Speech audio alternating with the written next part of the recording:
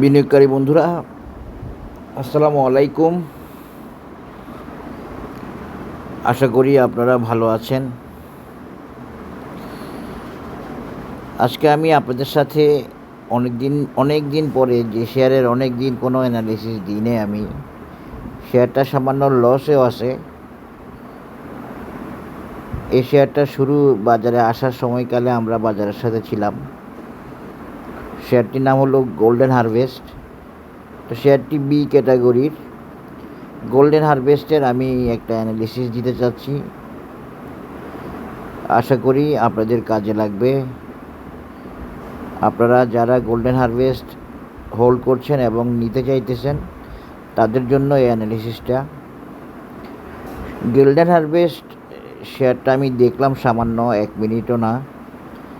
দেখার পরে আমার কাছে এখনও আরও কিছু দূর যাওয়ার আছে, যেতে পারবে আশা করতেছি। তবে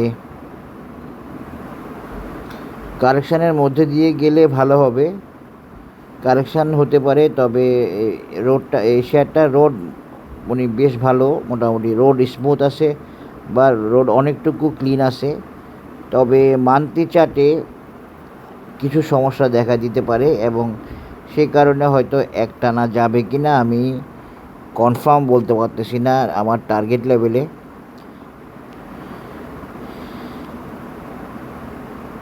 তবে যাওয়ার সম্ভাবনা থাকবে আশা করি, বা আরও নতুন টার্গেটেও যেতে পারে, সেটাও এখনই হবে। কারণ শেয়ারটা আসলে আপনারা দেখেন, শেয়ারটা 2020 সালের থেকে 20 সালেরও আগে থেকে ডাউন ট্রেন্ডে, মূলত ডাউন ট্রেন্ডে হচ্ছে 17 সাল থেকে।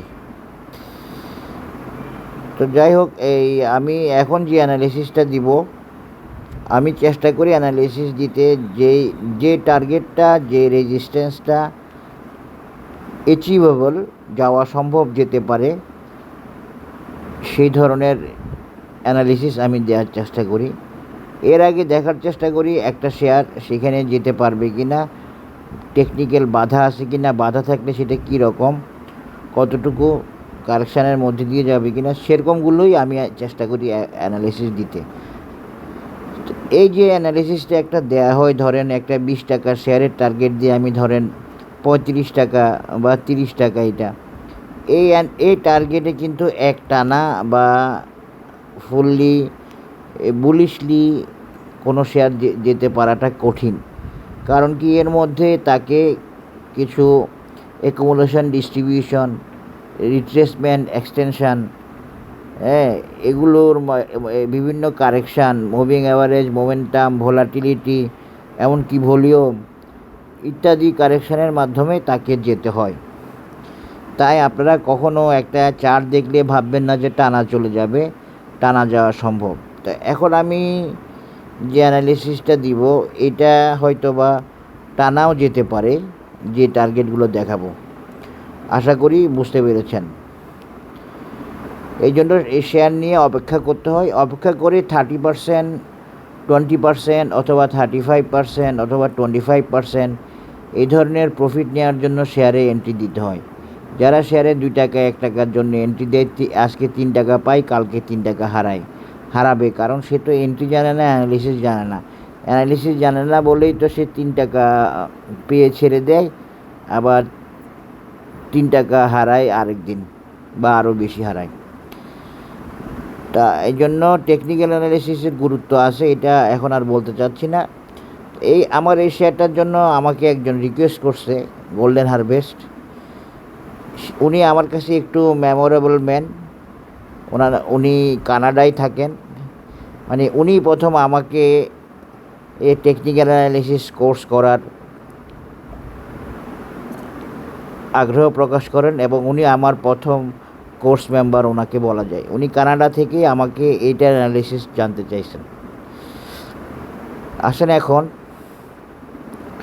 আমি অ্যানালিসিসটা দিচ্ছি। উনি আমার কাছে 2-1 দিন আগে জানতে চাইছিল মনে হয়, কিন্তু আমার মেমোরিতে ছিল না, আমি ঝামেলায় ছিলাম, অফিসিয়াল প্রবলেমে ছিলাম, এই আর কি, এই জন্য দিতে পারিনি। তো ওনার রিকোয়েস্ট থাকাতে আমি আসলে একটু আগ্রহীটা বেশি, এই আর কি। উনি কানাডা থেকে আমার কোর্স করেন, প্রথম কোর্স মেম্বার হিসেবে উনি কনফার্ম করেন এবং কোর্স করেন। আসেন এখন দেখি আমরা এই গোল্ডেন হারভেস্টের ঘেইল বা গোল্ডেন হারভেস্টের technical present position. Golden harvest এখন আসলে সম্পূর্ণরূপে বুলিশ, বাই সিগন্যাল এবং আপ ট্রেন্ড সবই আছে।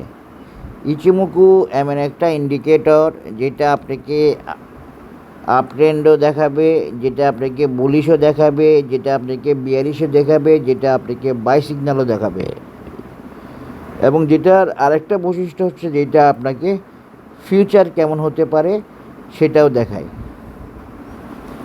এই জন্য ইচিমোকুকে বলা হয় ওয়ান গ্ল্যান্স ইকুইলিব্রিয়াম চার্ট, এক দেখায় ভারসাম্য চার্ট। তো এখানে দেখেন ইচিমোকুতে দেখা যাচ্ছে up trend, bullish, by signal, future curve green, MACD up trend, MACD bullish, by signal, convergence সবই আছে এই শেয়ারটির বর্তমান অবস্থা।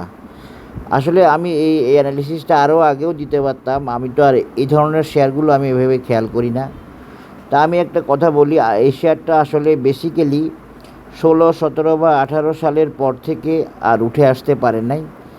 এটা এই শেয়ারটার একটা উঠে আসার প্রচেষ্টা। তো এই শেয়ারটার আমি এই জন্য এই শেয়ারটাকে আপনাদের সাথে শেয়ার করাটাকে ওকে আছে মনে করি। তবে এটা আরও আগে দিলে ভালো হতো, 14 টাকা লেভেলে দিতে পারলে ভালো হতো, কিন্তু আমি আসলে তখন জানতামও না, আমাকে বলেও নাই, আর একটু পরে বলছে মনে হয়।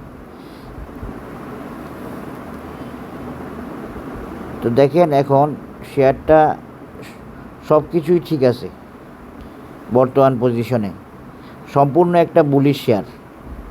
এখানে আর আপ ট্রেন্ড দেখার দরকার নেই, আপ ট্রেন্ডে আছে। তবু আমি আপনাদের জন্য, আপনারা যেহেতু অরুণ দেখতে দেখতে আশা করি অভ্যস্ত হয়েছেন, অরুণেও সম্পূর্ণরূপে স্ট্রং আপ ট্রেন্ড আছে এই শেয়ারটিতে। এবং আমি একটু অসামটা নিব, অসাম অসিলেটরও দেখেন এক ধরনের টুইন পিকস হয়েছে এবং এই সম্পূর্ণ বুলিশ মোমেন্টাম বাই সিগন্যাল দেওয়া আছে অসাম অসিলেটরে। অসাম অসিলেটর নামটাই, নামের মধ্যেই আছে এই অসিলেটরের সুনাম, অসাম। অসিলেটরের নাম হচ্ছে অসাম, বুঝতে পারছেন আশা করি। এরপরে আমরা দেখব উইকলিতে যথেষ্ট ভালো অবস্থায় আছে, বাই সিগন্যাল আছে, বুলিশ আছে। শেয়ারটিকে আমার টার্গেট ওরিয়েন্টেড মনে হচ্ছে, অন্তত আমি যে টার্গেট দিব সেটাতে পৌঁছে যাওয়ার চেষ্টা করবে সর্বোচ্চ রূপে, আশা করি ইনশাল্লাহ। আমি তো আর এখানে কনফার্মেশন দিতে পারবো না, কনফার্মেশন দেওয়া যাবে না, দেওয়া উচিত না, দিতে পারবো না। আসেন এখন আমরা এটার একটা এই শেয়ারটির প্রাইস অ্যাকশান, প্যাটার্ন এবং পজিশন দেখে একটা চার্ট দেওয়ার চেষ্টা করি, যে চার্টটা হবে basically short term or mid term chart. আমি প্রথমে একটু দেখি এটাকে আমি কোনো হারমোনিক প্যাটার্নে ফেলতে পারি কিনা।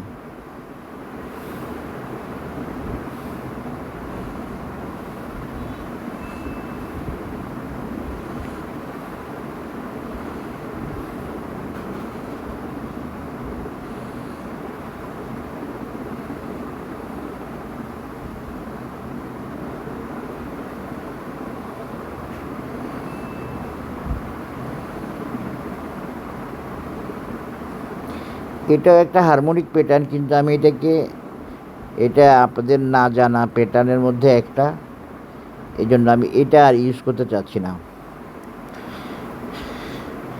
এখন এই শেয়ারটির আমি বেশি কঠিন কোনো অ্যানালিসিসে যাচ্ছি না। এই শেয়ারটা একটা রেজিস্ট্যান্স ব্রেক করছে, রেজিস্ট্যান্স ব্রেক করে রিটেস্ট করছে।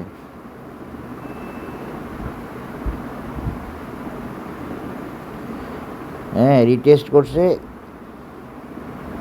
রিটেস্ট করে সে এই যে দেখেন রেজিস্ট্যান্স ব্রেক করছে, জাম্প করে গ্যাপ দিয়ে, এবং সেটাকে রিটেস্ট করছে।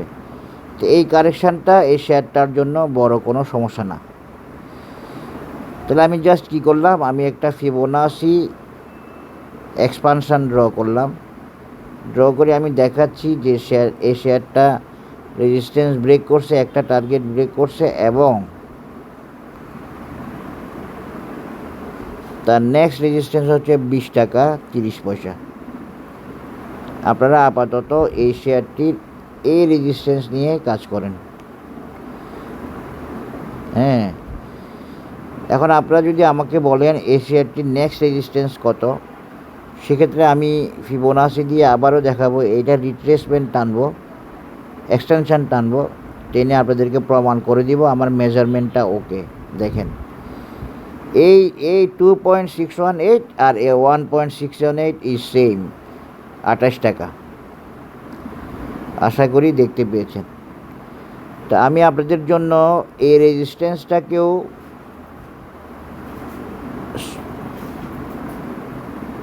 নেক্সট টার্গেট হিসেবে সাজেস্ট করব এবং এটা পরীক্ষিত এবং প্রমাণিত হয়ে গেল। এই যে টানসি এটা 1.61 হচ্ছে 20 টাকা রেজিস্ট্যান্স, আর 2.618 হচ্ছে 28 টাকা। আর এইটার 1.618 হচ্ছে 28 টাকা, আর 1 পয়েন্ট হচ্ছে 20 টাকা। এই যে বোঝার চেষ্টা করবেন, তাহলে কি চার্টের মধ্যে আমরা একটা প্রুফ বা একুরেসি পেয়ে গেলাম। টেকনিক্যাল অ্যানালিসিস আপনাকে এইভাবেই দেওয়ার চেষ্টা করতে হবে সব সময়ের জন্য। আপনি আপনার চার্টের মধ্যেই আপনি প্রমাণ করতে পারবেন বা কনফার্ম হতে পারবেন যে আপনার চার্টটা ওকে হয়েছে। চার্ট ওকে হওয়া মানে টার্গেট কনফার্ম হওয়া না। চার্ট ওকে হওয়া মানে টেকনিক্যালি মেজারমেন্ট অনুযায়ী আপনি একটা সঠিক চার্ট শেয়ার করলেন, যেটা টেকনিক্যালি ওয়েল মেজার্ড এবং ওয়েল ক্যালকুলেটেড। আশা করি বুঝতে পেরেছেন। এই যে একটা টার্গেট 20 টাকা, আর একটা টার্গেট হলো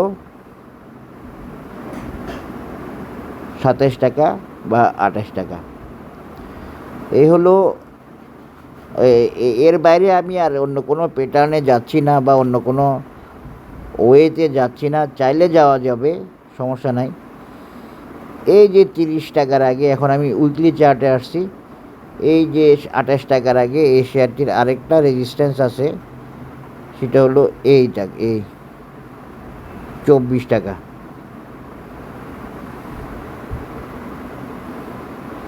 24 টাকা লেভেলে একটা টার্গেট আছে, রেজিস্ট্যান্স আছে। আমি চাইলে এই শেয়ারটাকে আরও অন্যভাবে দেখাইতে পারি, কিন্তু আর এখন দেখাইতে যাচ্ছি না। এটার আরও অনেক টার্গেট আছে, অনেক টপ আছে। আপাতত 28 টাকা পর্যন্তই থাকেন। একটা টার্গেট 20 টাকা, আরেকটা রেজিস্ট্যান্স 24 টাকা, আরেকটা রেজিস্ট্যান্স 28 টাকা। এটা হলো গোল্ডেন হারভেস্টের আপাতত না, মিড টার্ম অ্যানালিসিস বা শর্ট টার্ম অ্যানালিসিসেরই দুইটা টার্গেট। এই দুইটাকে শর্ট টার্ম ফেলতে পারেন, আবার দুইটার মধ্যে একটা শর্ট টার্ম 20 টাকা, আরেকটা 28 টাকা মিড টার্ম অ্যানালিসিস হিসেবে আপনি ধরে নিতে পারেন। আশা করি বুঝতে পেরেছেন। আর বিশেষ আলোচনা নাই গোল্ডেন হারভেস্ট নিয়ে। একটা ফিবোনাসি বেসড মেজারমেন্ট দিলাম, আমি চাইলে আরেকটা মেজারমেন্ট দিতে পারি, সেটা একটু দেখি। দেখেন এই শেয়ারটা পুরোপুরি একটা আসলে পুরোপুরি ক্যালকুলেটেড মুভমেন্টের উপরে আছে। এরপরে এই শেয়ারটা টার্গেট আছে আরেকটা, যদি যাই কখনো বা আরও পরে, 34 টাকা। এটা এখন প্রমাণ হলো যে এই 34 মিলে গেল। আশা করি বুঝতে পেরেছেন। এরপরে রেজিস্ট্যান্স হচ্ছে এই শেয়ারটার 34 টাকা লেভেল। তবে এখন আপনারা এই 34 টাকা যদি আমি দেখাইছি এবং ভিডিওতে থাকবে, কিন্তু আপনারা এইটা পর্যন্ত ফলো করেন আপাতত 28 টাকা। তবে আপাতত যদি ফলো করার কথা বলে মূলত 20 টাকা প্রথম রেজিস্ট্যান্সটা, তারপরে 24, তারপরে 28।